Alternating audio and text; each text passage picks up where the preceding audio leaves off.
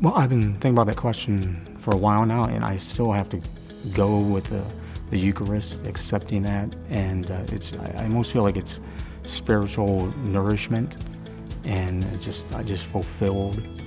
And I've heard people say, do you believe in miracles? Do you believe?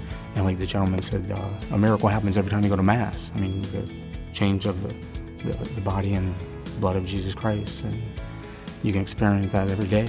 I love the Mass, the pinnacle of prayer. It really is. And of course, the source and summit of our faith is the Eucharist, and that is the pinnacle for me. I come back after receiving the Eucharist, and there's times my wife's sitting there trying to make sure I'm not crying because I love it that much. I had a traumatic brain injury, so for a year I could not go to Mass, and it was the biggest thing I missed was going to Mass. And people would come in the room, and I'd ask if they had the Eucharist, and finally I was able to receive that, but not being able to go to Mass was terrible. So now I make sure I get to it every chance I can. And daily Eucharist is the biggest gift I've ever been given. It fills you, it purifies you, it strengthens you. We all have challenges in our lives, and the Eucharist for me is a reminder that He's there in good and bad. He is your constant companion, and it has changed the way I interact with the world, how I treat others, how I treat myself. It's just been one of the biggest joys of my life. Actually, the Eucharist, or the liturgy of the Eucharist, is my favorite part.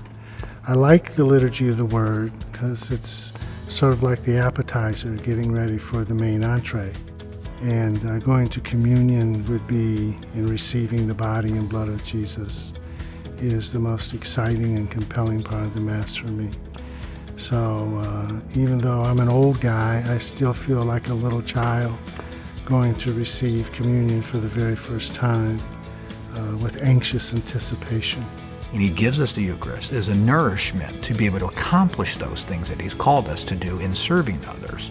And in so do we're serving Him and carrying out that gift of that life. But yes, that communion, well, it literally symbolizes our unity as a body. It's much richer than that as well. It is a figurative, literally, and spiritually union, and that is all of this brought together in the church, the place of this encounter, with the Lord.